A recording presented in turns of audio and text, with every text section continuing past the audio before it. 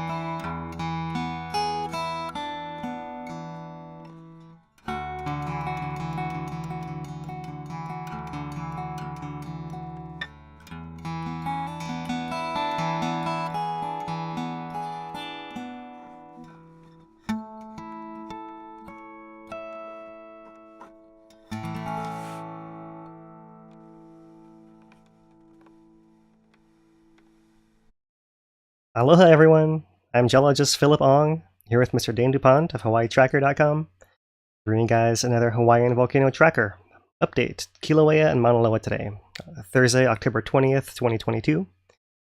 It's been pretty exciting in the community, a lot of talk about Mauna Loa.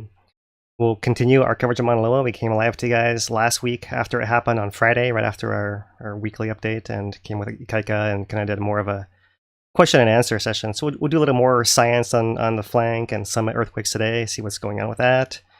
We'll do some Kilauea as well. We'll start with Kilauea, in fact. There's Kilauea on the screen for you guys today.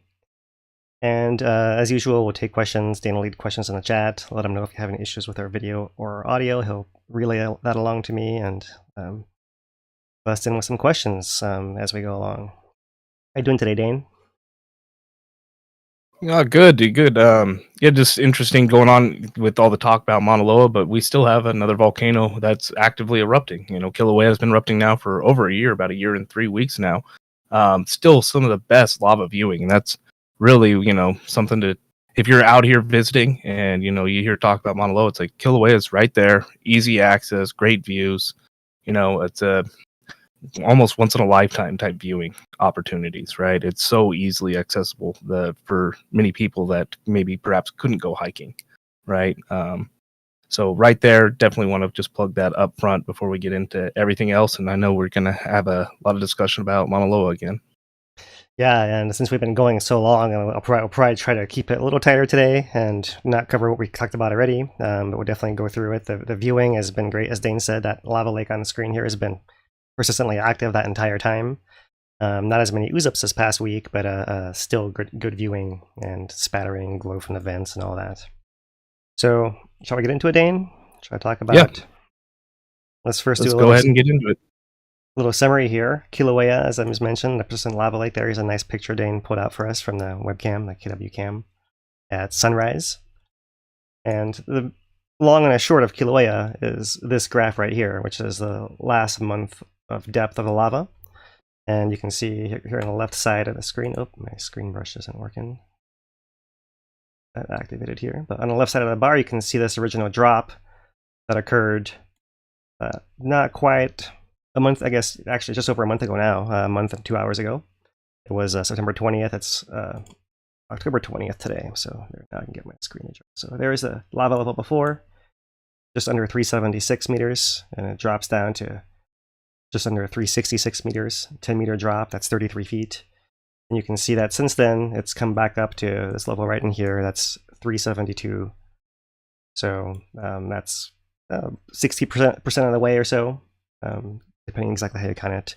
But that's the story. It's still refilling. The trend is still upwards, but it still hasn't recovered fully to where it was before. And we're just actually measuring the active lava in the lava lake here, and not the whole crest. So we'll talk about that a little bit here coming up too. But just to summarize Mauna Loa, here's another nice shot Dane pulled out from sunrise on Mauna Loa. Moku'ovi'ovio crater looking to the south here. You see this gap in the south pit over here that's nicely visible with that contrast of the sky. And the long and the short of Mauna Loa is this. This is the earthquake rates of Mauna Loa for the past month. So you can see that here are the 3 days, the 23rd, the 29th, and the 30th, that we were exceeding 100 earthquakes per day, and the 30th was actually just under. And since then, we've had a fairly high background rate that those have been rising above, but that seems to have been declining a little bit until today. And today there's been a little bit of more activity. It was a short swarm that occurred before noon today up at the northwest of the summit of Mauna Loa. So we'll talk about that here shortly as well. And we will also talk about where all these earthquakes are located. So this is a graphic we released earlier in the week. It's just cross-section and putting all those earthquakes in their locations. So we'll discuss this and the hotspot connection to Kilauea, Mauna Loa, where the magma is coming in, where the earthquakes are happening, and why, and how everything is moving, and all of that. So that is our summary today. And getting into Kilauea, we'll start with the monitoring signals today. That screen for you guys here. And starting off with our lava depth over the last week, you can see this is the plot here at the top, 371.2, and looks like it's 372.2. So 1 meter, a little over 3 feet gained here in the last week. You can see a lot of variation. There's little wiggles. If we were to zoom way in, I'm not sure we go to zoom, but there we go. These little wiggles are little variations that are happening hour to hour. Right? Perhaps the rise and fall of the lake as it's moving and spattering and sinking and all of that. So moving past those, the overall trend actually mirrors the second plot down here, which is the ground tilt on the summit. So you see a little bit of a downwards and up, and then pretty much mirroring it, which in the past has suggested to us a fairly open connection from the magma pathway below into the lava lake. So that seems to be still the case. On the summit tilt, we do see these earthquakes that occurred a little less than a week ago, actually moving the ground. And this is interesting. Look at this a little more closely. The ground seems to go down, which is tilting inwards towards the crater. So that block, this is a northern block of the caldera. So it's tilting inwards. And then it bounces back outwards as if it was an inflation, so to speak, right? And then it actually stays offset and continues its trend with this offset right here. So that earthquake actually was able to rock, the earthquake and the whatever dynamics of the magma coming through and the lava lake and all that, and how it's all pushing in each other, was able to actually rock that block and leave it displaced as if it was a little bit of inflation here. That's pretty cool to see. But overall, 1.5 microradians, a fairly minor effect. Really no visible effect on eruption from Mauna Loa's earthquakes otherwise, those South Flank earthquakes. This is the most we'll see here, actually. And perhaps we'll see something on other signals, but if there is something there, it seems like it's mostly recovered by now, and it was inconsequential to Kilauea. All right, moving back to our last month plots. Here is the last month lava depth. This is the one I was just showing you guys. There's the high lava level drop down, coming back up, and maybe more clearly you can see this overall pattern, right? So it's rising slowly, maybe not quite as fast as before, and it's likely because the whole crater floor isn't bulging upwards like it was before, and so the lava lake is just one small piece of it, less than 1%. The whole lake has got to fill up that whole area, and then the lava lake is just going to rise accordingly to that as well. So not too surprising. We'll have to really wait for the next USGS flyover to get the volume data, the mapping that they do. It's awesome. And then from there, we'll have a better idea of the filling rate compared to before. So I'd imagine it's just within an active lake, we're seeing the slower rate, and probably the whole inside is rising more uniformly nowadays. Still recovering from that collapse 1 month ago. So the last month of tilt, here you can barely see on the left side here that intrusion that occurred beneath the summit of Kilauea. And it was that intrusion that was deep below that was able to drain that lake partially, and that's what caused that sinking to happen. So there is that, and you can see that the overall pattern of the month tilt has also been upwards, right? So the ground is still swelling, lava's coming up, it's coming into the lake, it's coming below the crust and lifting that whole crust upwards. And even despite all that, it's still causing the ground below to tilt upwards and outwards. So it's still swelling, it's not all getting out.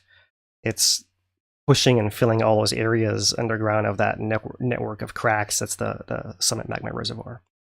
And that intrusion is a good indication of that happening in a more dramatic way, but that can happen in a more passive way the rest of the time. That's what this low angle but continuing gradual rise of the tilt is indicating.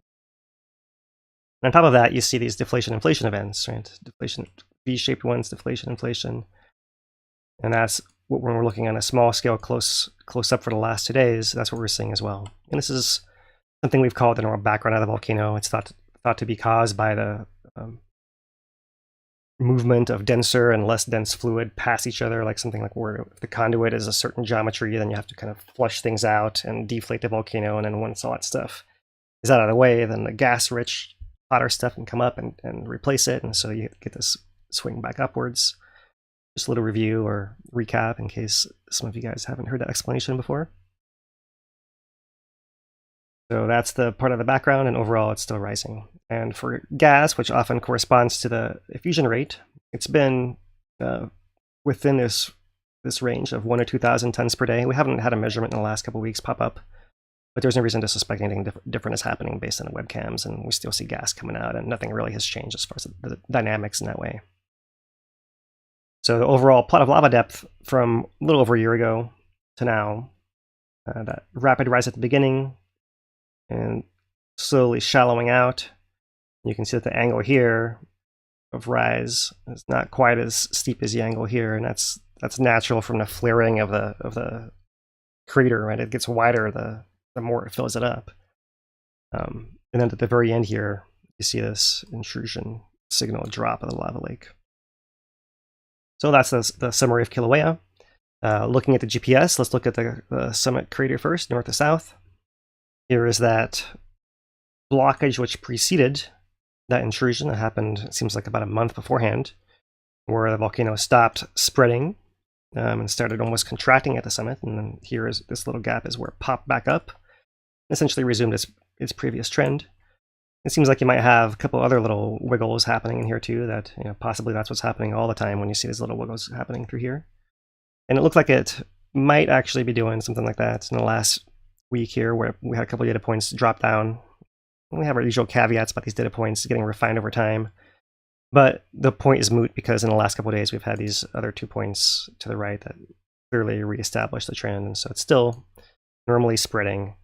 And if those earthquakes had any effect, it might have been these extra points dropping back down. Maybe there was some adjustment of the blocks and everything shifted, but whatever happened, it's recovered that by now, having resumed its previous trend here.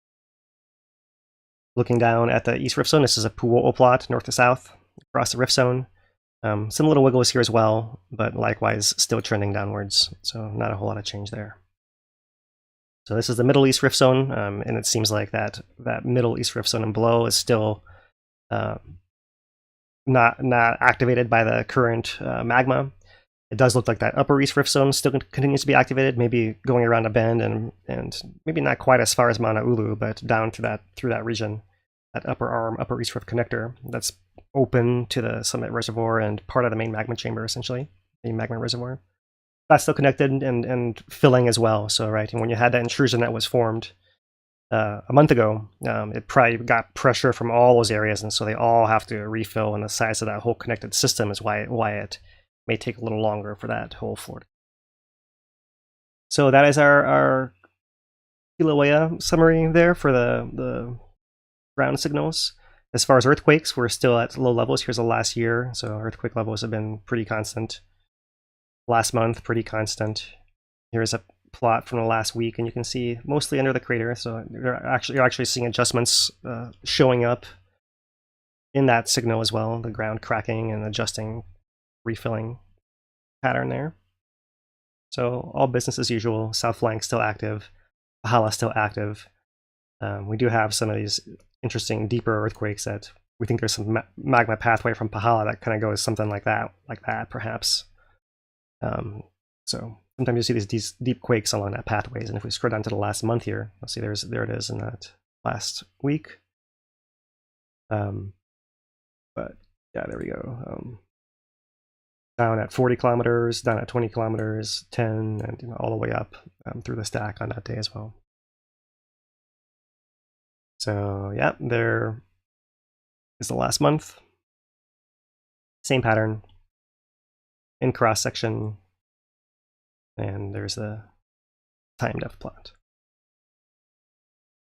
So that's Kilauea. So I want to make sure we had that the size here, which we do, and yes as well. So move on from that. Looking at the GPS a little bit more closely, just to try to dig at that signal of what happened in the last couple of weeks here. Let's look at just these summit stations. This is Uikahuna in the northwest. And when we have these 3 panel plots, the top one is east-west, the middle one is north-south, and the bottom one is up-down. So I really want to focus on this up-down, and it's hard to really tell there, but there's a bunch of data points that are down here below the regular trend, and hard to tell what's going on there. You have a lot of spread in some of these other zones of data as well. But it'll be interesting to see what happens with these plots over the next few weeks here, if this pops back up or recovers or shows any kind of wiggle. Because we did see some local adjustments on the tilt meter area at Uikahuna. So that's a maybe. We go to Byron's Ledge over in the east, and let's look at the up once again. And looking at that one's also trending down a little bit here. So seeing 2 do it seems like gives them both more credibility a little bit. So maybe there too, but once again, large spread of data range, and need more time to really see what's going on there. If we go over here to the southeast to Crater Rim, now you really can't see much coming out of the data. Maybe the data is slightly lower, but not really as clearly visible as what we saw in the last 2 graphs. Clearly within this range. And we go to the southwest at the outlet, and likewise, really nothing visible there. So it's interesting how very localized little changes maybe what happened there. And it's hard to tell from these 2-year-long plots what's happened in the last couple of weeks here, but that's the best we can do, and wait for the data to scroll a little further here. So just to make sure we're giving credit where it's due, this is all data from the USGS Hawaiian Volcano Observatory. We're just synthesizing it and putting it visually for you guys as well. Here's the most recent update from today, stating no significant changes observed at the summit or in either rift zone, and all activity confined to the crater. So yeah, the values reported haven't changed because of the overflights haven't happened yet since a couple weeks ago. And otherwise, I'll just scroll through here. It's the same as usual. Nothing happening in the rift zones, and hazards are pretty much the same. And the hazards are, in fact, the gas, right? SO2 emission rates. So to put it in perspective here, here's a whole last year of SO2. And here's this most recent range of values, 1,000 or 2,000 tons per day. So it's gotten quite a bit higher in the early days, right, where it actually varied as high as almost 6,000, and had a lot of up and down because of the deflation and inflation cycles, right? But look at the upper limit, and the upper limit maybe is been slowly trending downwards here. But it's still in this range of 1 or 2,000 tons per day, which is still a lot. It's still enough to impact downwind communities, and when the weather starts swirling, then it can impact a whole bunch of people, and that's what's been happening today, unfortunately, and the last few days, and actually the last few weeks here on the volcano. So here's our VMAP VOG forecast map, and this is showing, let's see, it's looping to tomorrow right there. So here we go at the beginning. The winds are actually coming from the south and blowing a lot of this plume towards Hilo, to the saddle, get a little bit in Hamakua as well. And that's been the case. Had a family up in the golf course recently talking about how VOG was up there. You can see the volcano area getting quite a lot of VOG as well, and then it's shifting back to the southwest, Pāhala and Nalehu. So those guys are getting a little bit of a break, but it's coming back there. It always does, unfortunately. It's spreading more areas than usual these past few weeks here. So looking at our purple air summary map. I can get it to load here. Seconds. There it is. We're showing green in a lot of these areas now, on Pāhala and Volcano and Hilo, but depending on when you look, I'll click on this plot, you can see here's a graph going into the yellow quite a bit here the last few days. That's Volcano. Close that one and look at Pāhala.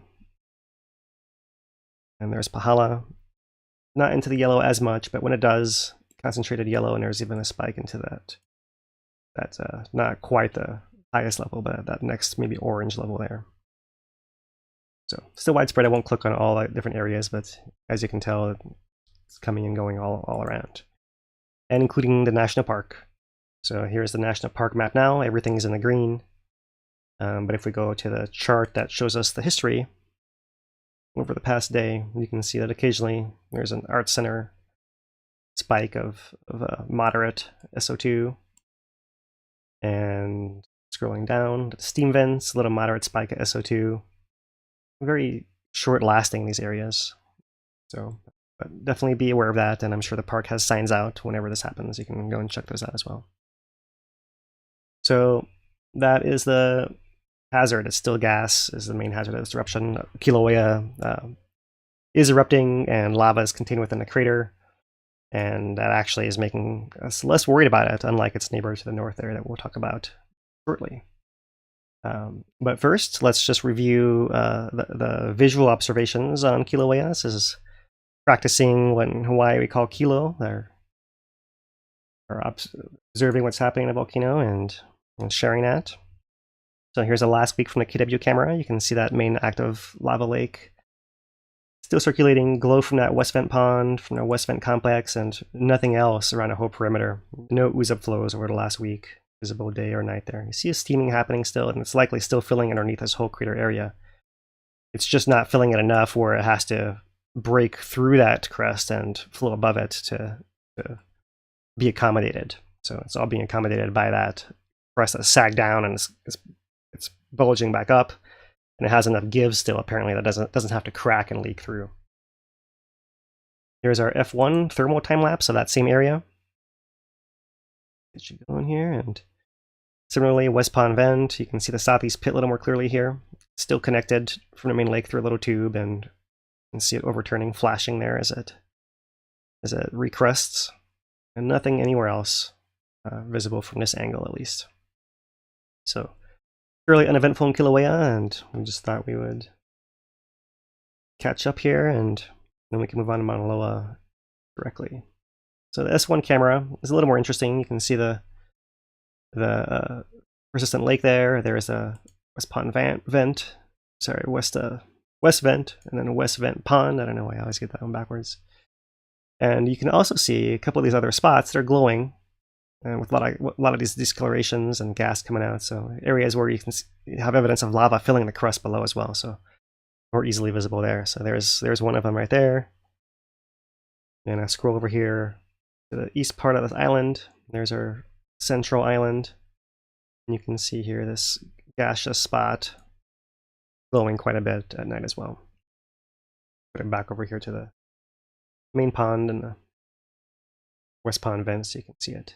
If you're watching at daytime images on the gas, you can see the gas flying one way, then the other way, then one way, then the other way. That's the little indication of how it's been happening around here recently. Right. So that's the S1. Continuing our visual observations here. This is a V1 camera.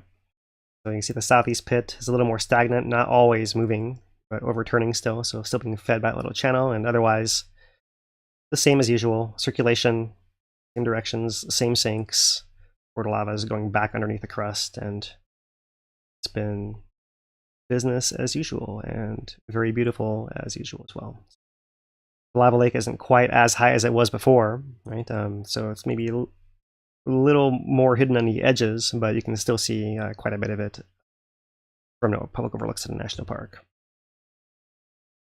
And from those places, it's off in the distance. This is a view from the B1 camera, which is kind of similar. So definitely, if you're going to visit, bring big zoom lens or some binoculars or a telescope, or eat a lot of carrots for your eyes beforehand, something like that, because it is off in the distance here. A little glow spot visible on this side as well, and otherwise not a whole lot of activity elsewhere in the crater floor.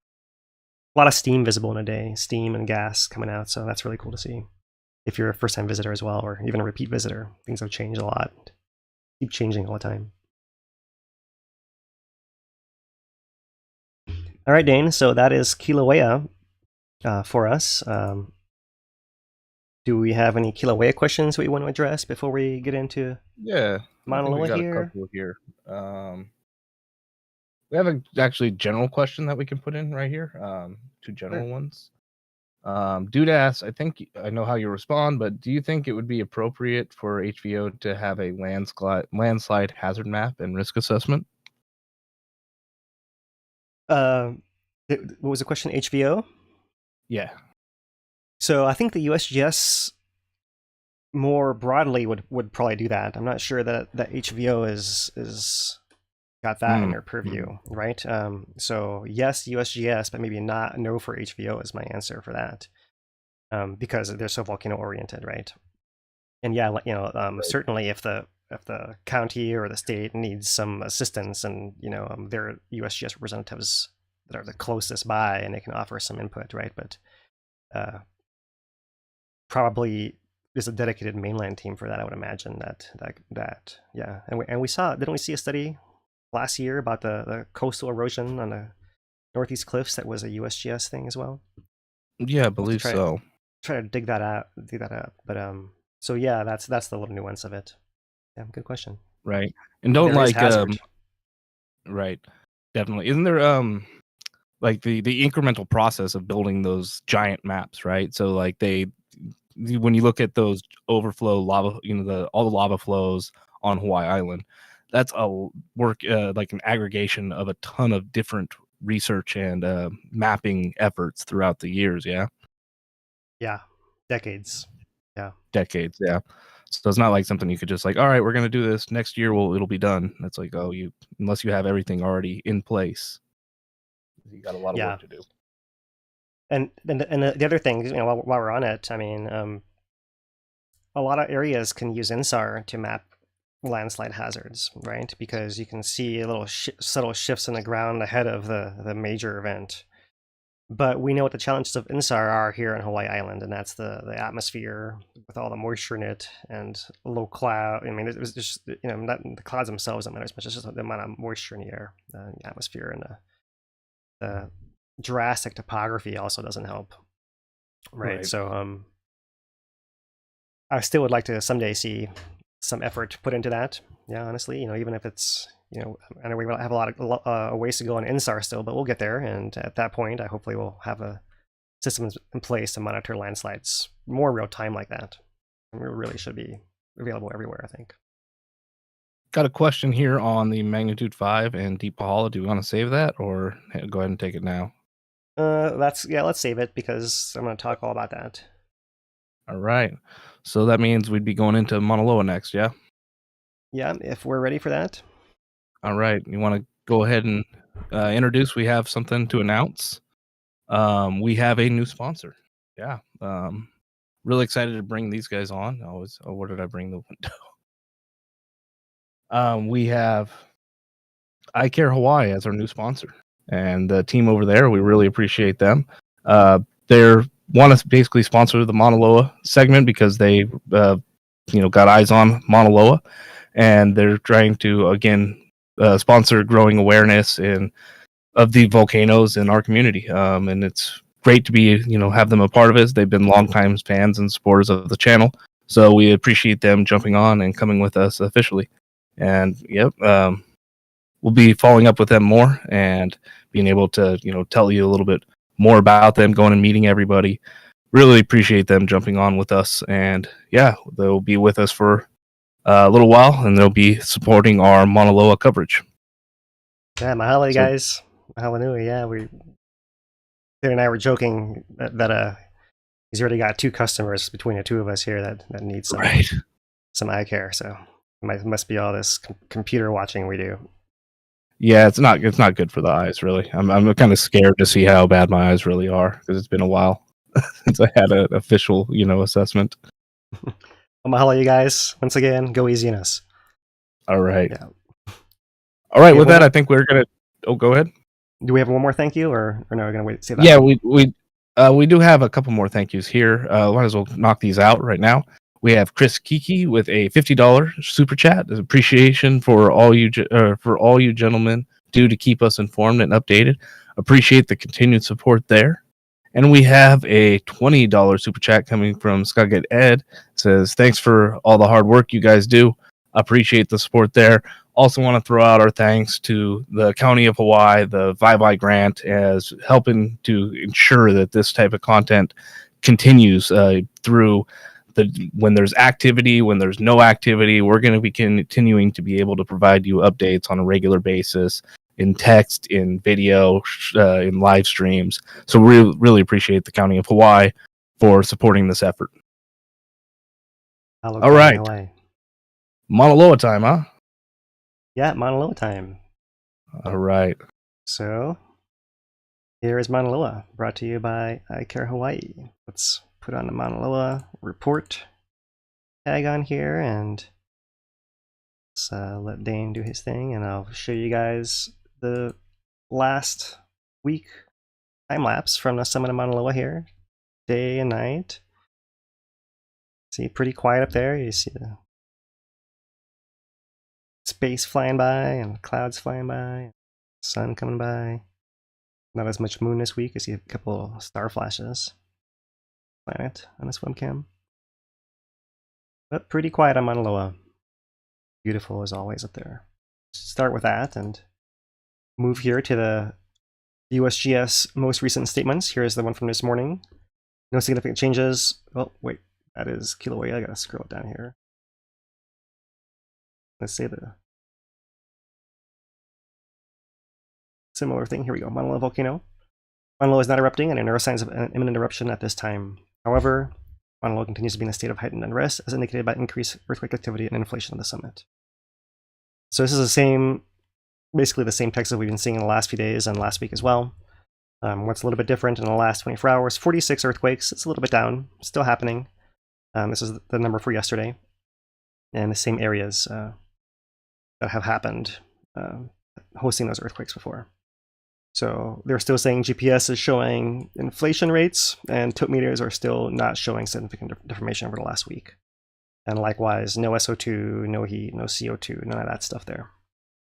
So it's basically, as of this report from 8 o'clock this morning, not a whole lot had changed. And just to follow up, in case you did not join us last week on Friday, there was a statement put out after those earthquakes that there was that first magnitude 4.6, and then 124 seconds later by that 5.0 that was about 5 miles down beneath Highway 11 or so. Then a whole bunch of aftershocks came through, and it felt everywhere, and essentially here, this sequence of earthquakes appears to be related to readjustments along the southeast flank of Mauna Loa volcano. There's been no immediate effect on a continuing rest beneath Mauna Loa summit, which remains elevated at levels similar to past week. On several occasions, large earthquakes have preceded past eruptions of Mauna Loa, though these have been typically larger than today's earthquakes. It is not known at this time if the sequence of earthquakes is directly related to the ongoing unrest on Mauna Loa. HV will continue to monitor for any changes. And you get some more information through here, but that's the gist of it there. So let's look at it a little more. I thought I would pull up the current seismograph here from Summit Station MOK, Mokuave'oveo, and show you guys that there's still quite a lot of dark blue ink on this plot, right? So a lot of little earthquakes are still happening up there. You can see earlier in the day, there was a lot of this activity. It looked like some tremor happening in there as well. Looks like possibly some long period earthquakes coming in after the fact, but a whole lot of action happening up there still, detectable on the seismogram. So looking at this a little more closely, let's look at the summit first. I thought I would do a cross-section along the rift zone in this direction, so you can see a little bit of the shape of this thing over the last month. So let's look at that first. Here's a whole last month of earthquakes, and you can see that area where it comes up, and it's hard to distinguish from here, but it probably comes actually right alongside of these earthquakes. And then you see a little bit of, not quite, but it's going out a little bit this is the northwest, and then up towards the summit a little bit, and then a little more to the southwest. And the southwest section has been kind of a little further down, actually, if this data is to be believed. And sometimes there's a little bit of error on a location, so hard to tell, but it appears to be a little bit deeper. Still, both of them fairly shallow. Here's sea level right through there, so that's the area. If I plot the earthquakes in the last 2 weeks, here's how it looks. The yellow are really most of the last 2 weeks, with the orange being the last 2 days, and most of these are the ones that happened today. And from this angle, it actually looks like, see, you get one deep one, and coming up, and you see mostly in that central zone, not so much flaring out to the sides. But it almost appears like this, like it could be a magma rising up from this angle, right? So it's actually a little misleading. So I thought I'd show you this other version. Here's looking at the cross section going across the rift zone, right? So it'd actually be this way. If we do it that way, then you can see this pattern a little more clearly. So the actual magma reservoir area is right in here, and as magma fills it from below, then it pushes on the side in the northwest. So it's actually, everything is offset to the northwest. Most of this cluster to the northwest. The deep earthquake is actually off to the side. Magma's coming in and probably pushing the volcano sideways, and that's where you get that earthquake. And here's the earthquakes kind of above. We probably would see more of those happening. The pattern has usually been that we see magma coming in, it pushes to the sides first. You get these earthquakes, and then afterwards you get an increase in the ones right above them as well. So I wouldn't be surprised to see a little bit more activity right under the summit. And more, this is because the flank on this side is able to move out of the way. That's why it's not quaking and having to do anything over here. It's offset. So to show this, to recap what we've shown before, this similar pattern, there's that cluster above and cluster to the side, and this cluster to the side is causing adjustment all the way up, of course, but it's still to the side. And we can go back all the way to the old papers of Mauna Loa and have these same patterns of, there is our earthquake zone right under the summit, and our earthquake zone just to the side, and our zone of inflation right over here, pressure center being slightly offset to the southeast of the main crater there. Usually how it goes. So looking at the depths now, the depths over time. So here's our time, and there is depth. Here's sea level. That's essentially the summit of the volcano.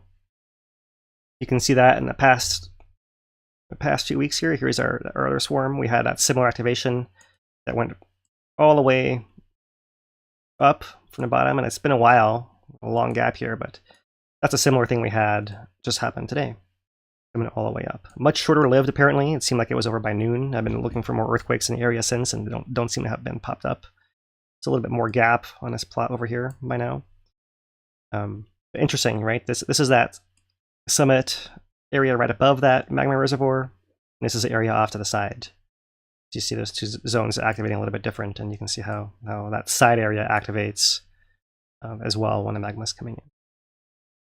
And so that's interesting from that perspective. And looking at the earthquake rates, here's a whole last month, and it's hard to see, but there's that initial rise on the 23rd, and then a little bit of a slowdown, and then the 29th and 30th, really fast, and it's been slowed down since then. And here at the top right, I can't see very well. It's trying to go up.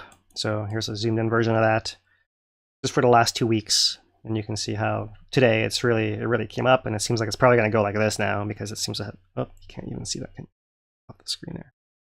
Probably going to go like that now, since or, you know, at some angle upwards, just because it seems to have slowed down in the last few hours here.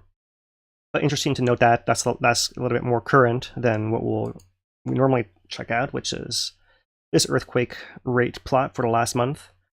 And you see a little bit of a climb here, but not quite anything as much as we saw there before. So there is a 23rd, 29th, and 30th once again, and here we are still. It's a very minor, small thing. You probably won't really get that to that level since it's over already. So looking back on the last year, you see there's that last month of activity right there, and our partial month here at the very right is not likely to be quite as high as this next bar. It'll probably be higher than over here. It's already higher than that, but maybe it'll be something like that. So it's still a coming down pattern that we're seeing. It's not sustaining itself, and the earthquakes are still essentially happening in swarms intermittently. And really one of the giveaways of it really building up is having it be persistently swarming, right? So when it happens, I'm sure we'll be all much more agitated. But just having it once in a while is kind of good practice for us to go through the motions of what this volcano can do. There was the last time I did it back in spring 2021, and you can see the overall increase in activity background right following 2018.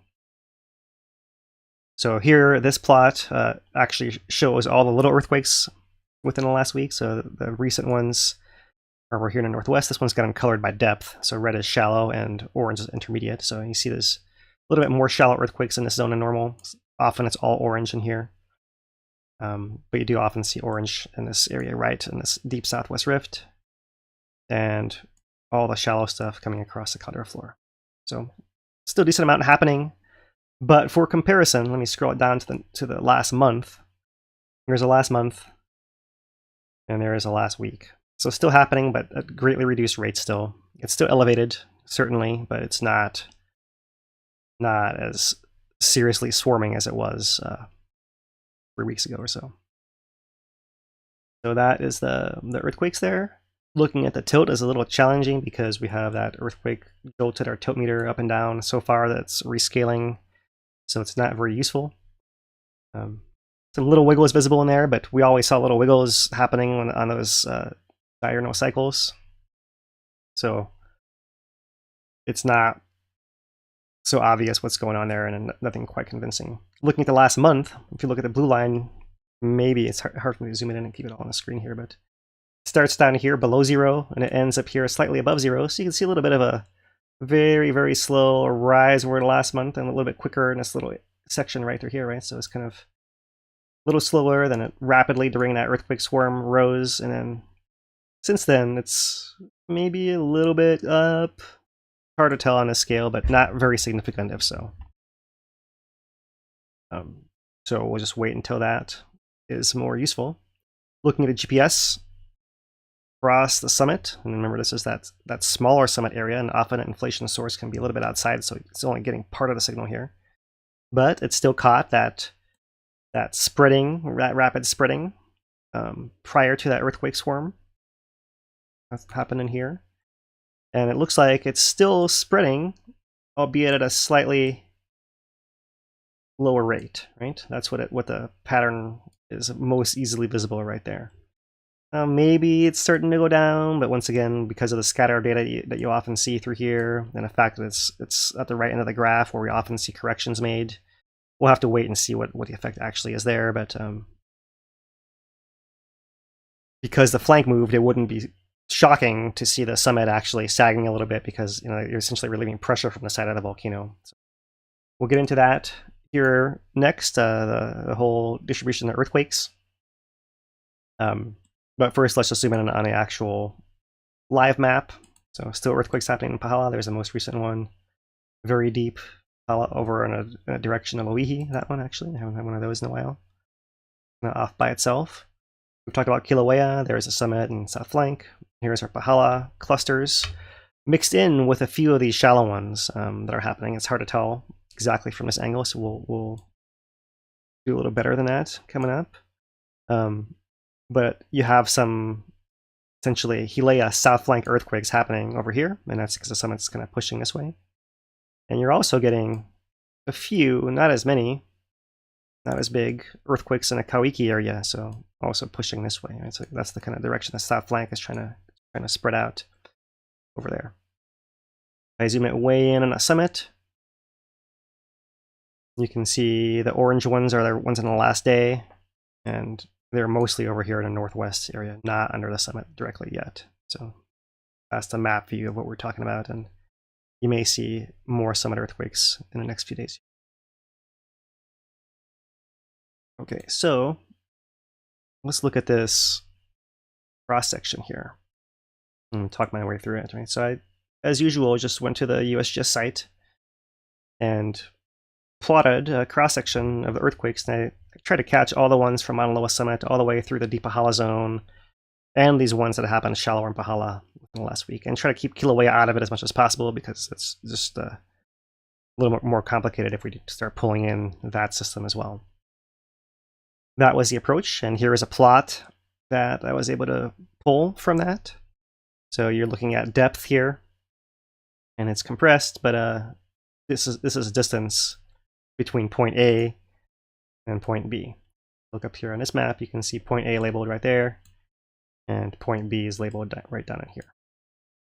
So that's the plot you get.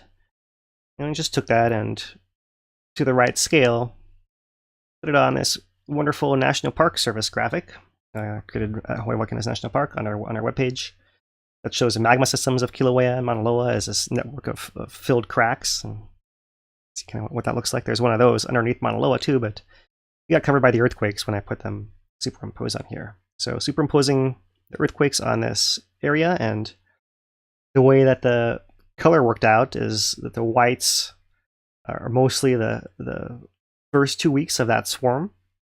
The yellow is the time in between that swarm and the flank movement, and the flank movement, which is mostly on the 14th, comes in orange here on the side. Right, so here's our hotspot down below. There's our deep Pāhala quake zone that we think is associated with feeder pathways into Kilauea and to Mauna Loa, right? And they happen to be directly below all these other ones, but there's a big gap in between. And really, it's this movement of magma from the hotspot up within the volcano that seems to have triggered all these earthquakes. And so here is the zone of magma coming in below, and it's filling these deep areas, most of the deep areas consistently, and then occasionally it's shooting these shallow injections into the shallow area as well. And so there you see the earthquakes right above it, and try to take a little care because it turns out that this northwest side doesn't really move as much, and perhaps because Hualai is right there buttressing and acting as a doorstop on that flank. So you get a lot of these earthquakes in this intermediate zone happening to the northwest of the main conduit up, that main dike right through here. So kind of off to one side. And the other side, it's much more distributed and spread out. You see that whole area right through there, right? It's able to shuffle that stack and push it further out. That's what you see, and then that summit zone goes all the way across both sides, right? Because it's mostly an up thing. So that's why I've drawn this arrow bigger and that arrow smaller, is that one's trying to move. It does move. This flank does move as well, but it does it more herky-jerky, right? It kind of stop. It's not as fluid and doesn't move as fast as the southeast flank has been shown to do through GPS and SAR primarily. So it was a magma coming in, pushing to the sides, that was able to cause all these other earthquakes that eventually led to the whole flank over here on the side actually moving. Now, just to note, these are all preliminary earthquakes, locations, and depths at the time that I pulled this plot. So we've actually had word from a USGS seismologist, just noting to keep in mind that a lot of the automatic and unreviewed locations might give a false trend, like the flank events extending up like a stack. Most reviewed events relocate to the base of the volcanic pile. So giving us a clue here that there's probably a gap, or like most of these are actually going to be down here, and it's not really a whole all the way up and down a continuous line. It just appears that way from the original locations that came out. So, in fact, if you pull the map today, it looks more like this cross section. I haven't superimposed this one, but colors are different. But you can see there's more at the bottom, and there's a little bit of a gap, and then you see a few happening above as well. And that's likely what is meant there. So the one I pulled today, a lot of these likely have been reviewed and corrected for that depth, and that's why it's showing a little different pattern there. And so that's the basic gist of it there. And it just so happens that these flank earthquakes are right above Pāhala earthquakes. So you look at them on a map, they're all stuck together, and it's really hard to tell what's going on there unless you really pull it apart and can identify it like this. And so that's the pattern we see, and a couple other interesting things you can see here. Obviously, the big event and a lot of the cluster of these are here at the base of the stack, the volcanic pile, right? So most of these are along that interface, which is getting pushed to the side there. But down here, and it's hard to tell once again because of this whole locations and the depth and all that, but it does appear like there's a little bit of structure in here, right? If you look at this, try to outline it, there's kind of one blob this way, like that, right? And there's like a second blob that goes off like this. So that's those two clouds that we've seen from above. That one seems to be closer to Kilauea, and one closer to Mauna Loa. And perhaps we're not sure exactly how the magma pathways correspond with that, but somehow you have association of the magma pathways with that, right? So magma's trying to come up from the hotspot, it's trying to come up through here, and it's not getting through very easily, and it's causing a rock to break and crack and try to get its way back over here. But just note, this is not the only pathway of magma up, right? This is one of many strands. There are other strands that come straight up from deep below the volcano and off to the side, and Mauna Loa as well. And in fact, I don't have it up here, but the 2002 to 2005 earthquake swarm of Mauna Loa was deep down, like down in here area, right? So it kind of shows us that, and that's directly beneath the summit, deep down, there's also a source that comes straight up. So that's how we have these clues that there's several strands that feed into the volcano here. Similarly in Kilauea, different earthquake patterns and showing different pathways, potential pathways of magma. And then magma chemistry as well, showing different sources from different places, like Kīlauea coming from deep down below off to the side here. So that's how it all looks, colored by date, and this is posted everywhere in case you want to look at it a little more closely. But for now, I will move on, and let's pull up some of the literature we have, and going back to Walter and Amelung paper. I think this is a 2005 or 6. I forget exactly. I have it up here later. We'll see. But in any case, this is where they're actually talking about how the pressure of these earthquakes can move the flank, and then that has feedback on the magma as well. So just to recap here, there's how we imagine the system to be. There's a reservoir that's kind of a small, maybe it's spherical, maybe it's like a sill where it's flatter, or a combination, or some version like that, something that's a little bit flatter. Then you have your long dike, which is, we're looking at it on end here, but it's actually a whole blade that extends down a northeast rift and southwest rift of Mauna Loa here. And it pushes to the side, and so here is that décollement, as it's called, the base of the volcanic pile, where the old ocean crust and the actual volcanic rocks that are deposited on top can actually get pushed to the side. And it's along that area, you can see here, these stars represent where earthquakes occur. So a very common, frequent area for earthquakes to occur in that area, Kauiki, Hilea area. When there's Kilauea, and Kilauea becomes part of it. And this is when I say Kilauea is part of Mauna Loa's south flank. That's where it gets complicated too, right? You have this part of Kilauea is its south flank, and it kind of stacks, and that's why sometimes the volcanoes can affect each other by just stress transfer one to the other, right? But it's relatively small compared to the magma itself when it's pumping in like this, what you actually can accomplish. So besides the actual base on both sides, this is the southeast side, there's a northwest side, that Kona side.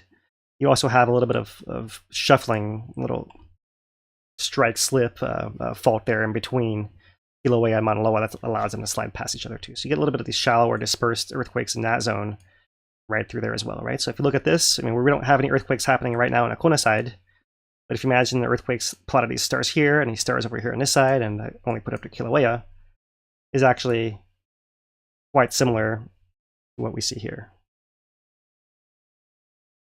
There's that a little bit of that shuffling zone right in there. That's why you have a little bit more dispersion or scatter in these points in this area.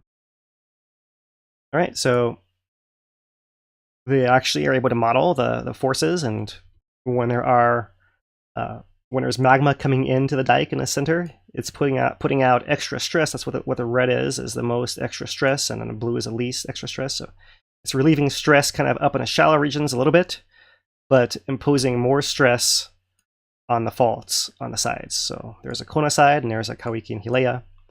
And in this case, it seemed to be the Hilea area that actually went. And you can see that this is a cycle, like when it actually comes in, that relieves the pressure. A lot of areas in the shallow, but actually at the very, very, very surface, it does create a bunch more earthquakes right in there. So that's an example of the modeling. This is part of the whole cycle that we've described before, 2005. There it is, this earthquake volcano cycle.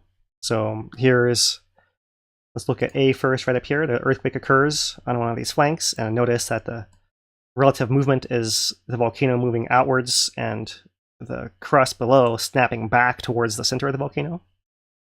So let me zoom that in, get more obvious there so you guys can see, right? Outwards from the magma, or I'm sorry, from the magma area. So the pressure has already been built up, the earthquake triggers, and the relative motion is outwards on top and outwards at the bottom. So if we go to stage B, what that allows to happen is decompression of the magma chamber and unclamping the rift zone. So the whole thing is relieving pressure because it's moved a little bit bigger, but that's within the actual volcano itself. Below it, because you have that snapback motion, right? You're essentially having compression of that magma conduit there at depth. Right? And so between that and all the other adjustments, that can actually trigger injection of magma again up into that area that's now a little bit more open, a little bit less pressurized, and that can cause it to vesiculate. That means form bubbles, and when that happens, bubbles usually rise all the way to the surface for an eruption. You can actually have injection without vesiculation and without the actual eruption. You can just have an intrusion. So this next stage here is dike intrusion, and I change this to plus or minus eruption here because we've had a lot of these little cycles that have not led to eruption that we can use this model for as well. But that is the idea.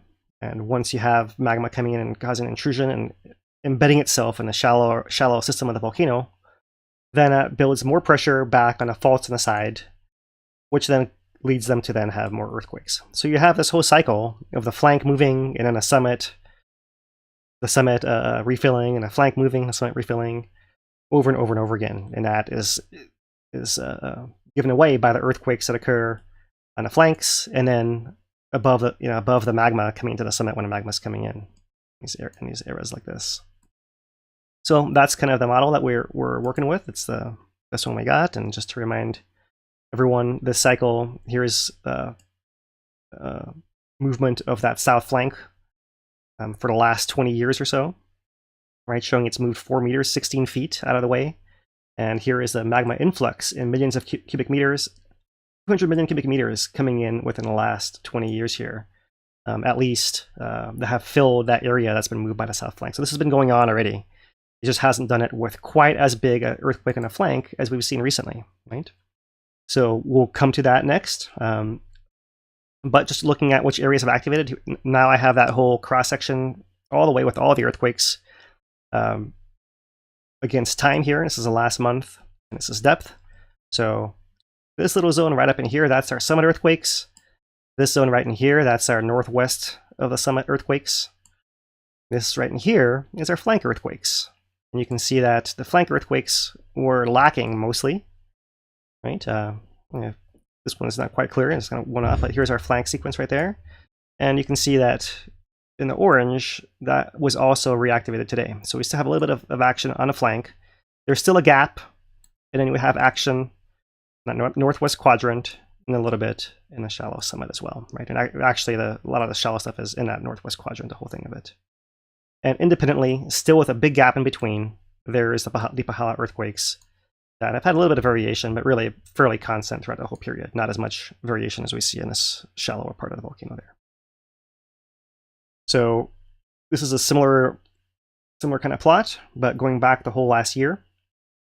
And you can see the areas in blue here, right? And remember, one interesting thing about this plot is it's capturing right under the summit once again. So when I talk about that deep vertical conduit, we look at these blue earthquakes here. You can see there's quite a lot more of them happening in the recent months, right? So seemingly activating, this is September, where it was really peaking. So it seems like we really had an injection of magma from that vertical pathway deep below coming up to feed all of this. And tie a lot of different things together here. All right, so volcano Amalung here, 2005, volcano earthquake interaction at Mauna Loa volcano. This is something we've referred to before. There is that image of historic flows, and we're more interested actually in these different earthquake areas. Kona area over here that was host to that 51 earthquake, and 50 and 51 actually. 51 was a 6.9. There was one before and one after that 1950 eruption. And actually, if this area moves, that's the one that triggered 1950, was that Kona area movement. So we don't like those as much. 1950 was the biggest historical eruption we've seen. 1983, the one that preceded 84 eruption, 6.6 in Kauiki. That's over here, this hill area. We also mentioned a little earlier. That was the one that often corresponds. It's right next to the northeast rift of Mauna Loa here. And the Kilauea area, that's where we are with our most recent flank movement. It's not quite on here, but it's a little bit down in here. This is plotting all magnitude earthquakes, greater than 3 earthquakes through 2004. So we'll look at that again. But this is that area that has hosted that 1868 magnitude 7.9 earthquake, I believe. So these are areas that have potential for very large earthquakes, historically proven. And my main concern at this point is that we're starting a pattern of earthquakes that might be big earthquakes that could cause earthquake damage. Earthquake damage it's not as sexy as lava flows, but it's much more widespread and can get a lot of people. So really that's the most likely thing to affect any of us is earthquake damage from bigger earthquakes if it produces anything big in this area. And so we'll see how this cycle and pattern continues, but generally speaking, this is an area that you should be prepared for earthquakes all the time. And so that's the best advice we can give for residents here in Pāhala area. So the modeling goes both ways. Here's a couple of examples, 3 examples of what happens due to the earthquakes, right? So here we have the Kilauea type earthquake occurring, and that leads to, you can see this clamping and unclamping labels. The blue is essentially where it's let's see here, has reduced stress. Was that right? No, I'm not sure here. So unclamping is where it's opening up and where the magma can find a pathway out. So correspondingly up here, the 1868 to 87 fissures that followed. In this case, they modeled, I think, that 7.9 earthquake in 68, opening areas. You can see this interesting because here's a caldera, and that area, you can see that I'm going to zoom in more for you guys. There's a caldera. We actually have an effect all the way up to the upper northeast rift zone, right? So that even in a southwest rift eruption, the upper northeast rift zone can activate. Not the lower parts of it, but yes, the upper parts of it. And if we have a Kona type earthquake like that 6.9, then there is a summit, and not as much in a northeast rift, but you do get quite a lot in that upper southwest rift area. And clamping here is kind of where it's logged. This is where the pressures are getting transferred to where the next earthquakes may occur, perhaps. Here's Kauiki type, which is a combination of strike slip and that movement of décollement. And you can see there's a summit once again. There's 84 fissures that once again span a little bit of the upper southwest rift and much more of the northeast rift. seeing how that got modeled out, and this little effect is kind of localized because of that strike slip effect, and won't get into the weeds with that. But that's an example of how earthquakes can change the pressure system within the actual volcano itself and cause magma to move places, cause an eruption potentially, right? These are all big, big earthquakes. And we haven't quite had one big enough yet. 5.0 doesn't quite qualify. But since it's a cycle, let's see what happens when magma comes in to the areas, what kind of earthquakes can be caused from magma coming in. So if it goes into the shallow northeast rift zone dike, you encourage earthquakes. Let's zoom in one panel here. Encourage earthquakes kind of in this Kilauea area, Kawiki, and kind of Kilauea southwest rift, to be honest there. It's shallow northeast. And it actually discourages earthquakes in upper elevations here on both sides of the mountain. If that dike is deep under the northeast rift zone, then you actually have a much wider, broader zone of earthquakes encouraged, right, on both sides of the mountain, but still predominantly in the Kawiki area. If it's in the southwest rift and it's shallow, then once again you have a gap in these upper regions right through here. But you have earthquakes encouraged, mostly in this Hileia area down here, but actually spilling into Kilauea southwest rift a little bit as well. And also down here in this Kealakekua area as well. Shallow. And if it's deep, then you don't have that gap and it's much more widespread. You see all of Hileia and some of Kawiki as well.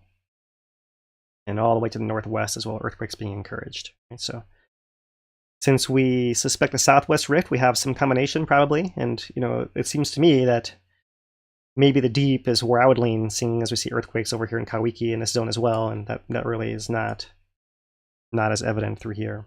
So, but it's just a model, and we're just trying to gain some insight and get some ideas, and we really don't know. It's just trying to get an idea of what's happening with this big system under Mauna Loa.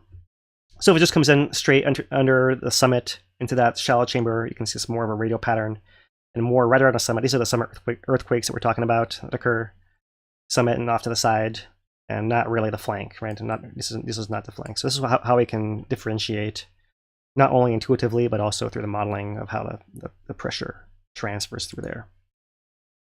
So just to note that this is a loose association, like here they've highlighted with these gray bars when they think that they were associated earthquakes with X's, and in triangles eruptions from corresponding rift zones. So sometimes they actually match up, and sometimes they don't, right? So it's not a hard and true every single time pattern, but it happens quite a bit actually, as you can see. In the most recent time in 84, and it did occur as well. And they don't have 75 listed, but maybe the threshold wasn't quite right. There are always some earthquakes, and we'll look at 75 here more closely in a minute.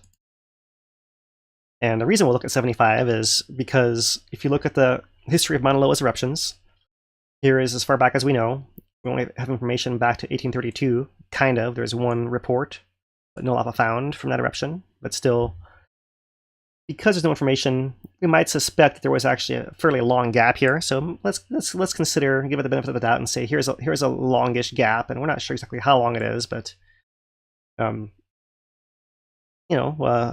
long gap. That next eruption occurs, comes in at the summit, right there. We'll see that later as well.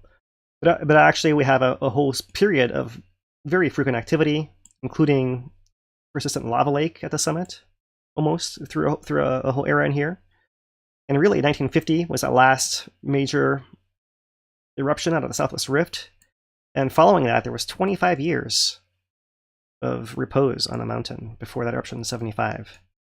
Then a 9-year gap, which itself was longer. This gap is longer than most other gaps you see here, right? Except perhaps one of these first ones, which is still not as long, coming in at 11 years there. But this is 25 there for this, 25 for this one, and 9 for this one, right? And it's been 38 years. It only goes to 2010. But really, this should be extra wide going off in that direction, because we now have had the longest gap between eruptions in a known history, Western oral history, right? Western and oral history of the volcano here. So that's why, if we're going to consider an eruption that comes here at the right end of this, on this side, which is the most appropriate one to compare it to, right? Well, the most similar in this kind of pattern is a 75 eruption that followed the last major gap as well. And possibly you might consider that 1832 eruption, but we just know so little about it, it's hard to really use it, right? So that's why we want to look at 75 a little more closely and use it as one possible analog for what we might expect for the next eruption here. So let's get the Iris Earthquake browser to load here. And what I've done is selected from the start of 1974 until the actual day of the eruption in 1975, which was the 4th of July, 1975. 5th of July, 1975. So I'm going through the 4th of July, 75 here. And I will actually look at the magnitudes. I've selected only greater magnitude 3, so you can have a little bit cleaner look at what's happening here and look at the ones that are giving off the most energy. And all the depths as well. So when you click on this animate button down here, it actually gives you a little histogram of the plots frequency. So it gives you very roughly there, like kind of low levels, and get a little bit of a flurry. When is that? That's like it's June 74, low levels, and then you really have a big flurry here in December and November of 74. And then higher background activity. Eruption actually occurs right here at the right end of that. And so this is not too dissimilar from, here's the earthquakes per day, similar kind of pattern coming up, a little spike early on, another spike in that December, November time frame, and then the numbers actually come up quite a bit here, and not as much in our plot, likely because we're filtering above magnitude 3 here. So similar pattern, but a lot of small earthquakes coming later on. So I'm going to play this for you guys. So you see there is that Kauiki. Because that was a northeast-west eruption, we see a lot more Kauiki earthquakes. There's a Kauiki earthquakes, summit earthquakes, northwest, Kauiki earthquakes. Here comes that flurry of them, then a summit events. And both of them, summit comes in a little more, then it actually erupts. Maybe I'll zoom it out a little more so you can see it with the slider in the same area here. Play it one more time. Magnitude 3s and greaters from 74. This is a full year and a half before the eruption. That's about a year before the eruption when you see this first flank earthquakes. Then a major big earthquake comes in with all its aftershocks right through there, summit activity as well, and then that's when you get more summit and northwest, and also the flank is still going as well here towards the end. So that's how it was before the 75 eruption, and to dig into that a little bit more, I've put out here on a USGS map magnitudes greater than 4 for that same time period, so we can get a better idea of what's going on there. So, kind of big picture first. There was an earthquake that occurred here at Kīlauea in February of 74, so early on. You can see that west Kona flank was also getting pushed to cause that earthquake on that flank. But ultimately, it was going to be Kauiki that had the majority and the largest earthquakes right through there. Now, it's also need to mention that there are earthquakes happening on Kilauea's southwest rift here and offshore, and in the middle of this whole mess, and I've tried to kind of exclude it, but in the middle of all this mess, on December 31st, 1974, there was a Kilauea southwest rift eruption, so there's a whole bunch of earthquakes that pop in over here as well. We're not really interested in those as well. So what I'm going to do is I'm going to zoom in, so just these flank earthquakes and the summit are on the screen. That puts it down at just 9 of the earthquakes. You have this little checkbox clicked. So, and I have it oldest first. So let's look at the sequence from 74. So really, it was a 4.1, that's right here, 7 kilometers depth on a Kauiki flank. That was June 3rd. 2 weeks later, June 19th, a 4.6 occurs a little lower down, 9 kilometers, but that's the first pair. And you have 2 earthquakes in June 74, more than a year before the eruption actually occurred in 75. Right, so that's kind of how it began at that point in time, beginning with similar sized earthquakes. We had a 4.6 and a 5, and it happened back to back on the same day. In this case, they were 2 weeks apart. but there's 2 earthquakes in June that occurred on Kauiki. Then, no earthquakes in July, August, September, or October. But November 10th, 4.1 again, and November 30th, 5.5. That was the big one. That was the largest one of the sequence that unlocked and allowed that northeast eruption to proceed more than likely. It also likely triggered Kilauea here to the south, but we'll leave that aside for now. Kilauea is not in the same state as it was back then, but interesting to think about those connections as well at some point.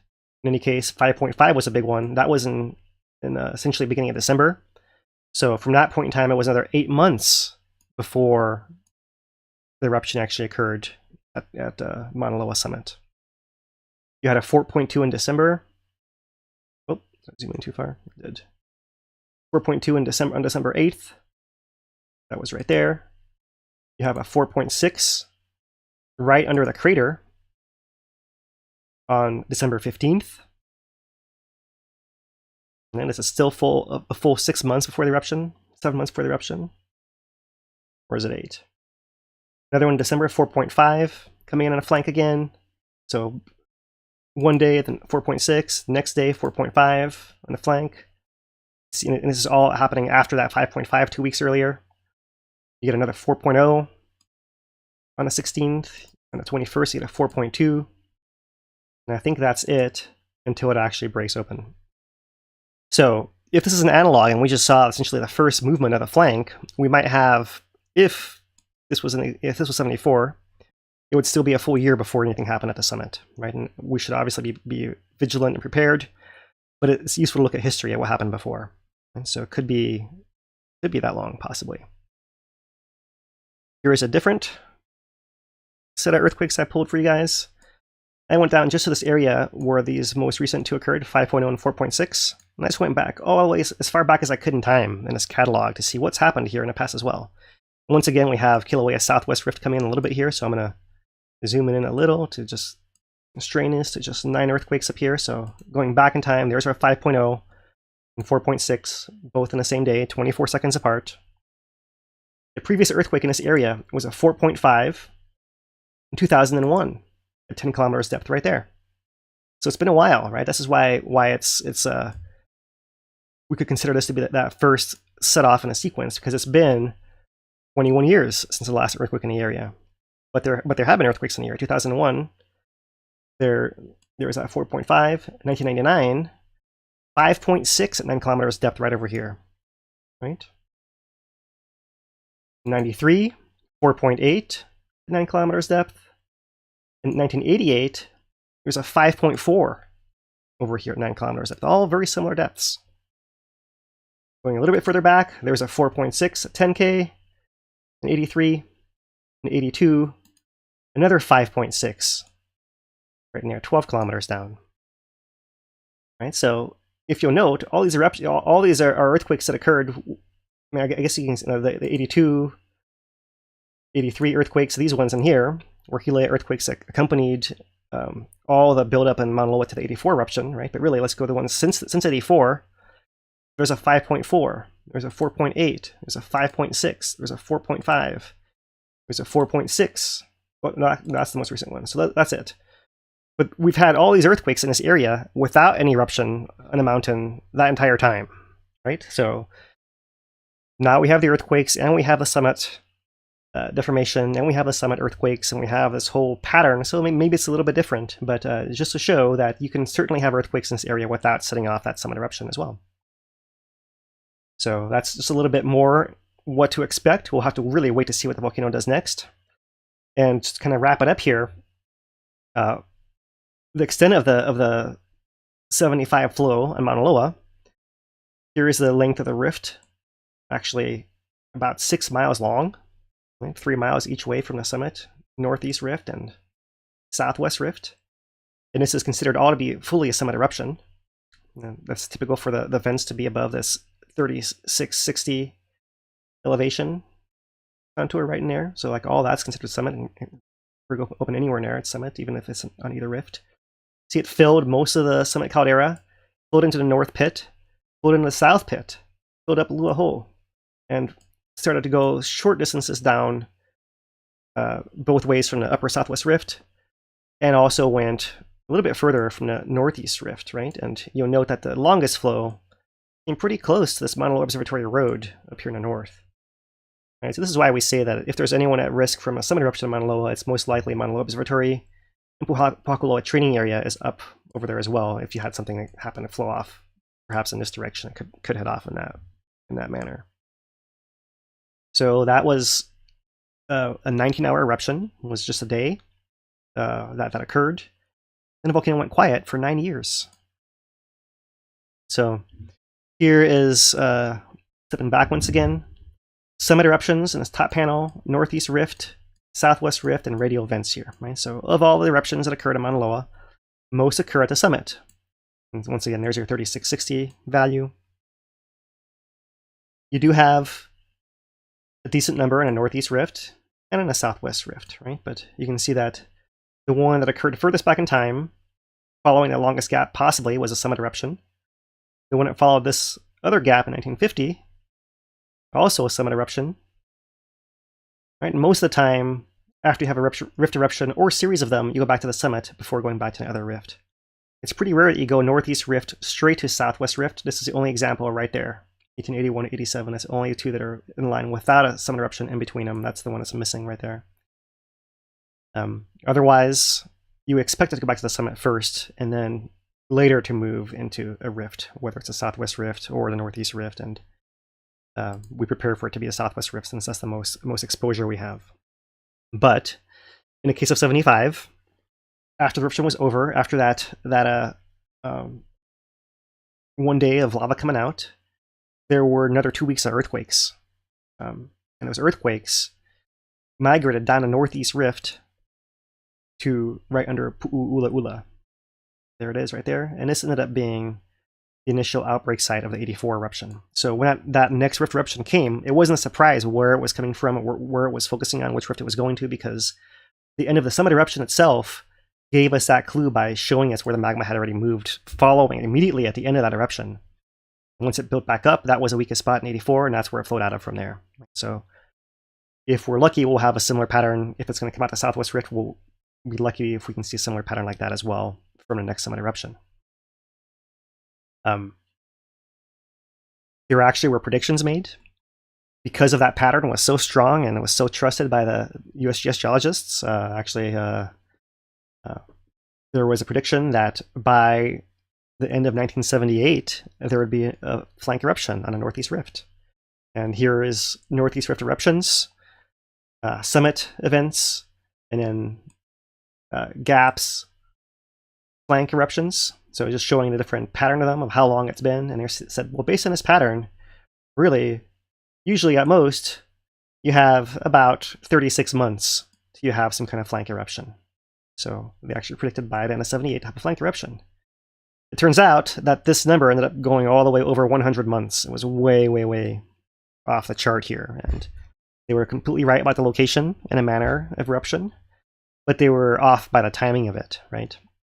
And that perhaps has to do with the fact that since 1950, the volcano has been on a slow recharge compared to Kilauea. Kilauea has taken a baton and has been taking more of the magma and more of the activity, and Mauna Loa has downshifted in that time, right? So in that manner, following whatever summit eruption actually comes next, you're likely to have, it's maybe not likely, right? But there's a good chance you have a significant gap here in time, right? The last time it was 9 years, 75 to 84. And you have a whole build-up sequence happening in 82, 83, leading up to 84. So there's a lot of chances to learn and get clues that the volcano is going to do something, right? And that's what we're looking for and analyzing all this detail.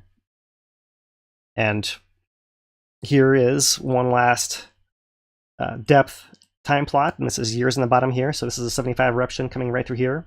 This is that intermediate depth and the shallow area right there. That's a 75 eruption. You can see that after that eruption happened, a long time with no summit earthquakes, they started picking back up back in 79, building up to eruption 84 right in here. And likewise, intermediate earthquakes as well stopped for a little while, and then they built back up first, right? You can see that in this period right through here, more intermediate off to the northwest and less right above. Floats back up and then finally came back in over here.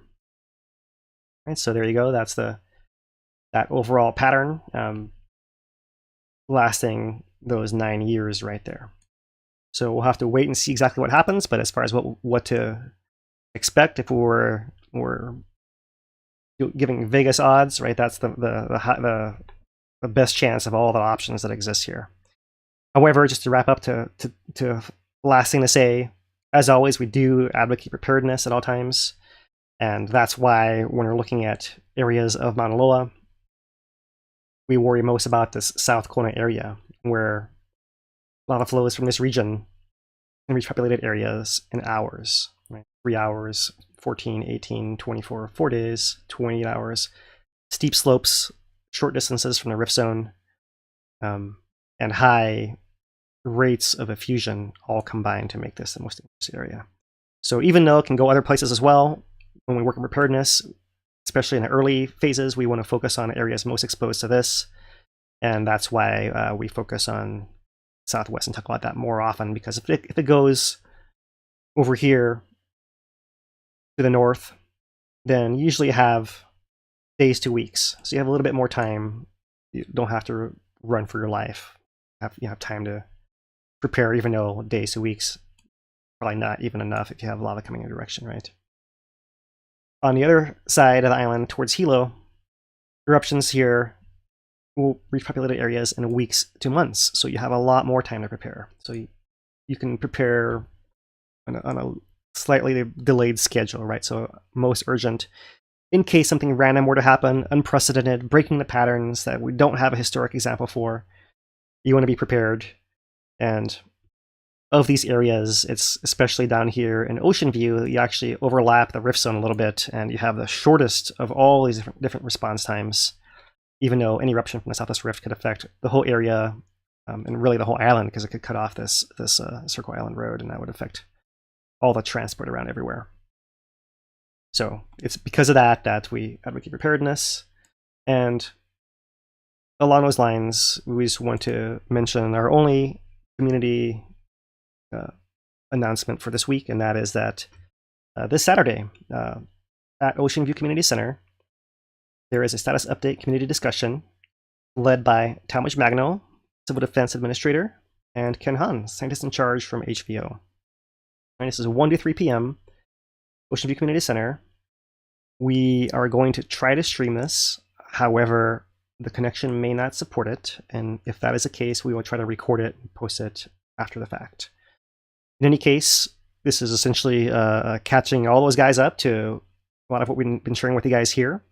There is not great connection out there, so not everyone can see these updates or watch them this long or get this level of connectivity. So we'll be there in person as well. Besides Talmadge and Ken, Dana and I will also attend, and we'll talk story afterwards as well. So that is our community corner today. And there are more After Darks in the parks in November, but that's a couple weeks away still, so we'll come back into that, touch base on that when we have more info on that. All right, that is it. Dane, we can do Mauna Loa questions. I cannot hear you, good sir. There we go. Yeah, we got a whole bunch of Mauna Loa questions, but before we get into that, we do have some super chats want to shout out. We have our longtime supporter Gary Bryan coming through, says thanks Phil. Dane, curious, using Mauna Loa as an example, is there a possibility to be some return to recycle channels, which drain back down, or does magma primarily cooperate as pressurized from below? That's a good question. I don't know that we have that much detail to really know. But I presume, seeing the overall long-term rate of the spreading of the flank and the filling of the summit, that it's probably the latter. It's probably primarily pressurized from below. Yeah, kind of a one-way for the most part. Maybe at the summit and localized. And when you have intrusions, you have a little bit of a localized effect like that as well. But I don't think it's returning back down. It's filling all that space that's created up in the surface, near the surface. Mm-hmm. All right, we have a $9.99 super chat from DeepQuake9. It says, mahalo for your dedication and for educating us. Appreciate the support there, DeepQuake. And with that, we have a bunch of Mauna Loa questions. We'll start out with one we have from Raghav. This is I Care Hawaii. This is our sponsor here for the Mauna Loa segment. So now we're getting into the Q&A. And he asks, is there a way to see the history of the Kauiki earthquake since 1984 to draw a comparison between Hialeah and Kauiki fault systems? There is. Let me see if I can get this on a screen to show you how this is done here. See if the browser will cooperate with me. Let me. Let's start thinking about here. pulling up these things on the fly. Is when you're live, it's so much slower. It's so much slower. We're pushing out a lot of bandwidth and all that. Yeah. So let's see here. Okay, so this is earthquake.usgs.gov, right? And normally, you come to this page, I almost always click on this big latest earthquakes button right here. But instead, come down here, there's another link, search earthquake catalog. You click that, and you get all this, right? So let's say we want to look at 2.5 and greater, or let's make it 3. And let's go custom date. Let's go back to, I don't know, most catalogs might go to somewhere in 1970, something like that. There's our range. Custom. This thing is a little tricky. You can't really click in the wrong spot, but once you get it right, it won't reset on me as I'm doing it here. In here. All right, let's see if we can select mostly Kauiki area. There and over there maybe. Just as an example, down here use this region. And then you can have other options as well. I'm not going to go through any of those, but I'll click on search and the default is to produce a map for you. So let's click only list earthquakes on a map. Let's change my base map. Let's zoom it out. Right? Not going to show anything outside of there, but there you go. That's a map of all the earthquakes in the Kauiki area. I'm going to go through them all. Like that looks like too many. I'm going to go back here because magnitude 3 is probably not enough. Let's do magnitude 5. Search. And there's an example. Right? So 6.7, 83, 5.5, and 74. That's, see, the catalog only goes back to the 70s. So really, that's really the ones we can search for is the last 2 eruptions. There's only 2 eruptions, and there for each one of them there's a big earthquake. But that's a little example. Right. You can play with it to your heart's content. And mahalo once again, Raghav. All right. Thank you for that. Next question is from Patrick, who asks, when Mauna Loa erupts again, are the volumes pretty similar to each other? So is the volumes consistent between eruptions, or is there a wide gap? It really there can be a big gap. It really depends on how long it lasts. But they're usually big numbers, right? So I want to see in 84 right. It was 200 or 220 million cubic meters, something like that. Yep, 220. Yep, 220 weeks. Yeah. So that's a lot. I mean, 75 was only 30. You know, like yeah. And it's entire a short eruption. Yep. Yeah, but if you go back to before, like the era from the 1860s, was it the Summit Lava Lake? Then there's a ton of lava in the summit too. Kind of never turned off, so it can really range quite a bit. Yeah. Right. Yeah. For comparison, 220 Mauna Loa in 2 weeks, 2.5 weeks really, and Kilauea in the last year 110. Right. So that's a lot faster. Yeah. Yeah. Right. Yeah. I already asked that one, I believe. Yvonne asks, I noticed after the magnitude 5.0 earthquake, all the deep Pāhala earthquakes were basically cut off and gone for the entire day before they came back the next day. I wonder if this was a reaction to the slips of the Fank or readjustment. Is there another explanation possibly? What's your thoughts? Yeah, I did check it. It did appear that they cut off. Like I was going through the catalog. It's like, oh yeah, definitely. Like it definitely slowed down a lot if it didn't stop entirely. Yeah, for sure. Yeah. Right.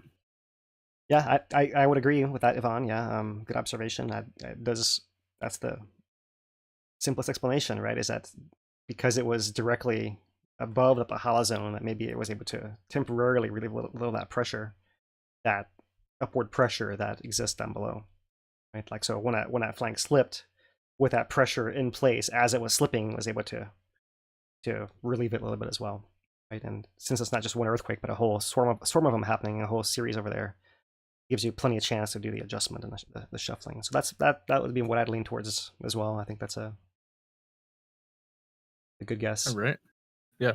Scott asks, Mauna Loa is primary thallitic basalt. Could it ever change coming from a hotspot mantle plume? Probably, but I do not know. So, yeah, good question. The closer you are to the hotspot, the more connected you are to the hotspot, then the more pure thallitic your magma is. Yeah, put it that way. And once you kind of get disconnected from the hotspot, and the magma has a chance to evolve, to crystallize, and withdraw certain parts of its chemistry, which means what's left behind is different. Then you can start getting these different chemistries of lava, basically, and you do see that trachyte flow out of Hualai, right? Where you have almost obsidian percentages of silica in the flows there, like 50% silica, which is unheard of for elsewhere on our Hawaiian volcanoes, right? So yeah, and obviously other islands as well. So yeah, but Mauna Loa itself is going to be a while. Yeah, so you kind of look at the other islands and the other volcanoes that are older to look at the analog of what Mauna Loa may become someday, and they are those things now.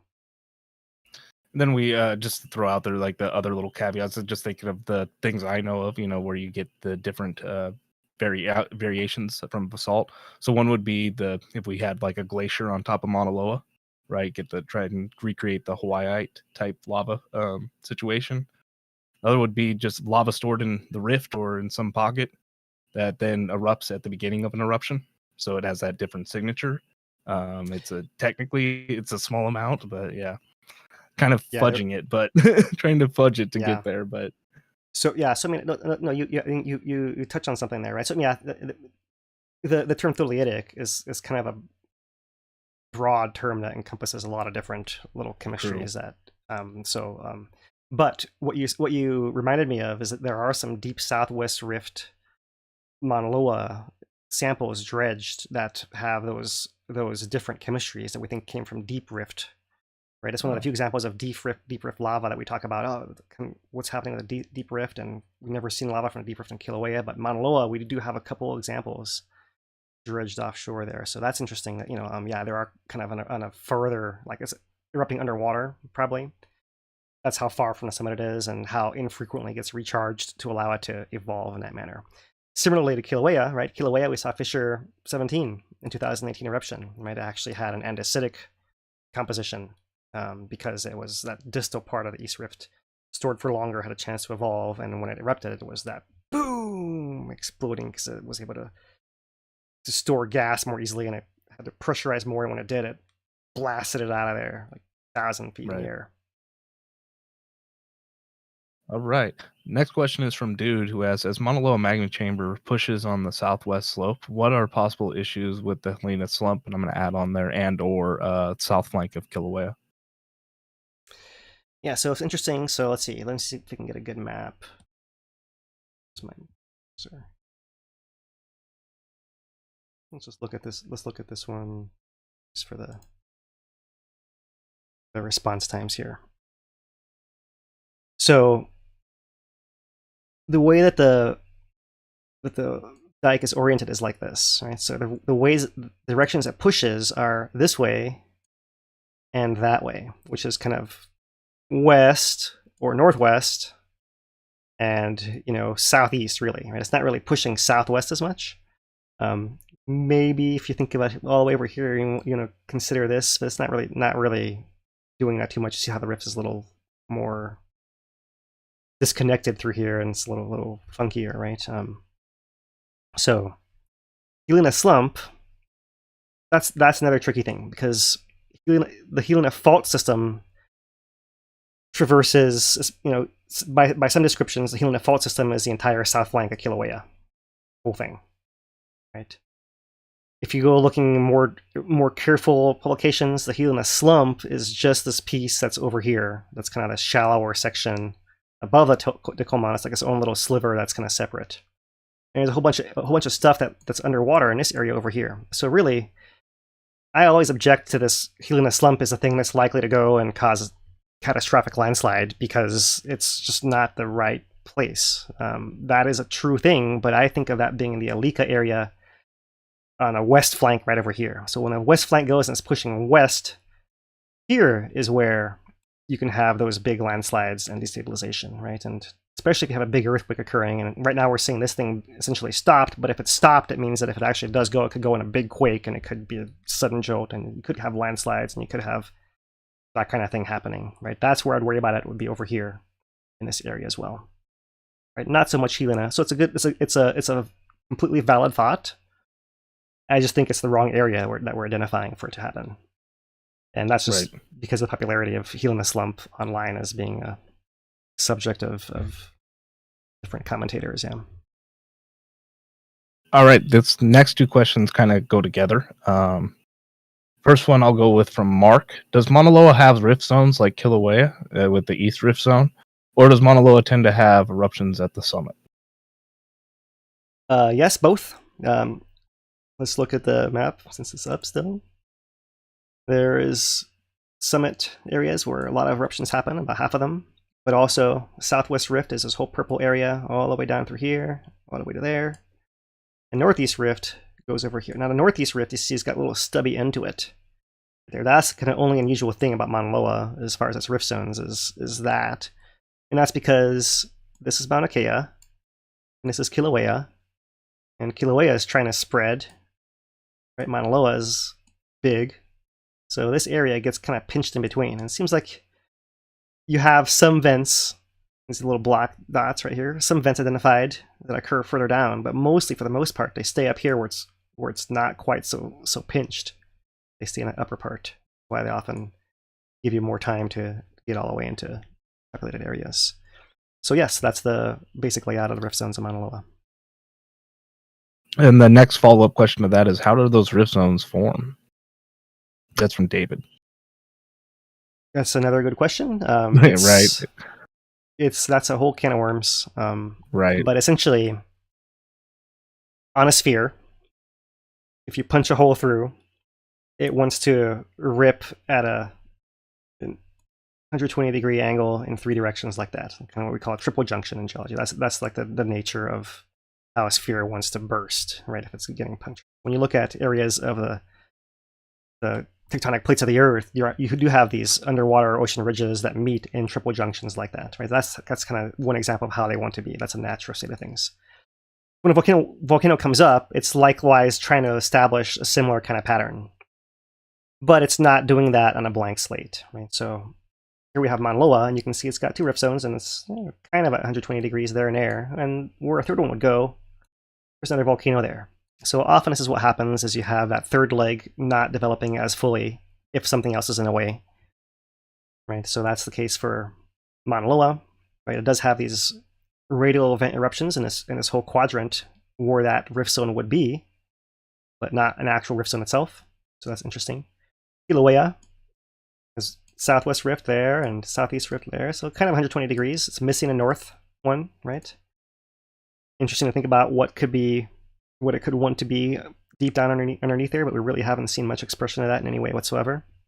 So that's a little very quick dive into how those rift zones without getting into it further than that. That kind of hopefully gives enough examples on our two active volcanoes. That's basically it, right?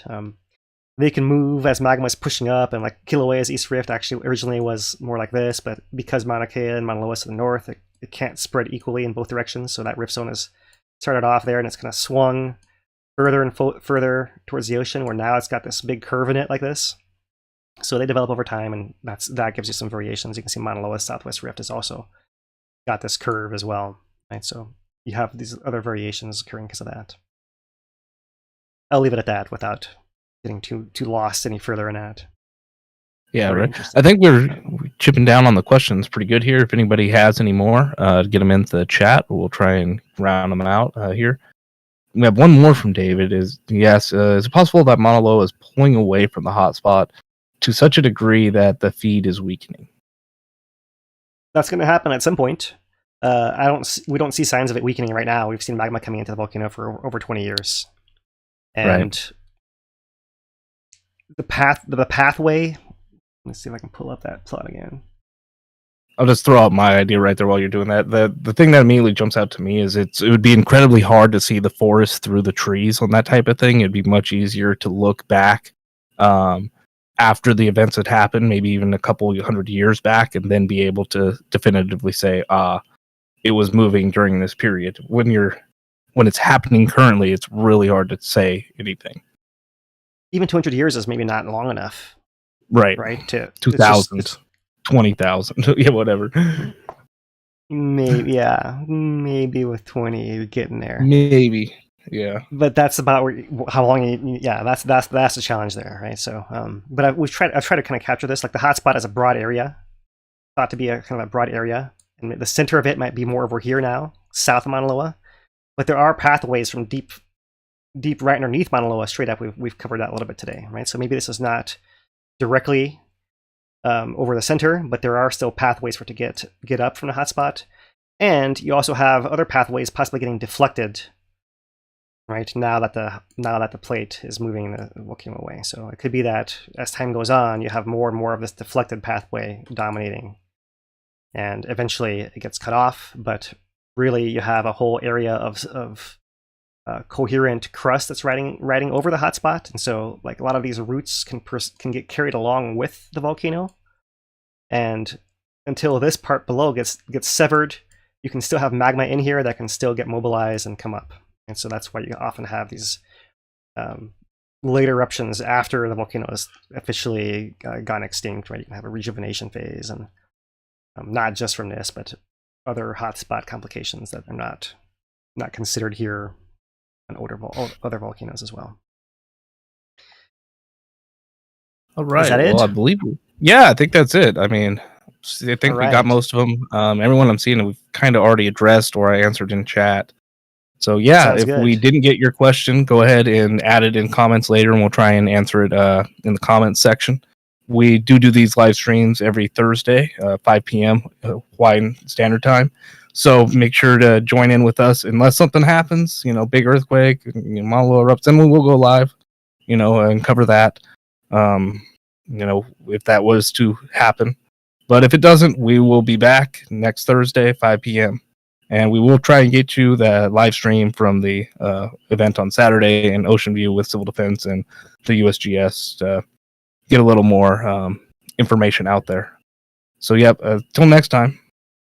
Aloha. Yeah, mahalo, Dane. Yeah, that's it. Yeah, we're glad to be done in under 2 hours today. I won't talk too much longer. And thank you guys for tuning in. And we will see you Saturday and then again next Thursday, most likely. I don't expect it to erupt, right? I know there's a lot of chatter online, but most people I know are not that concerned that this is an eruption. This might be the start of the sequence leading to an eruption. It'll last a year. Yeah, I'll give you that. But I have to see more of the sequence to believe that it is the sequence. And we still have time, right? And that's as far as what to expect, what to prepare for. We'll prepare for the worst and try to prepare everyone, even Ocean View, far in advance. And as I said, earthquakes might be the most immediate thing to make sure you're prepared for. And also, of course, if you're in a rift zone, for lava at any point in time unexpectedly, right? We're seeing what to expect. Things can happen unexpectedly as well. So, all that said, back with you guys on Saturday from Ocean View, next week on Thursday. And until then, from HawaiiTracker.com, it's Dane DuPont. I'm Philip Ong. Aloha, everyone.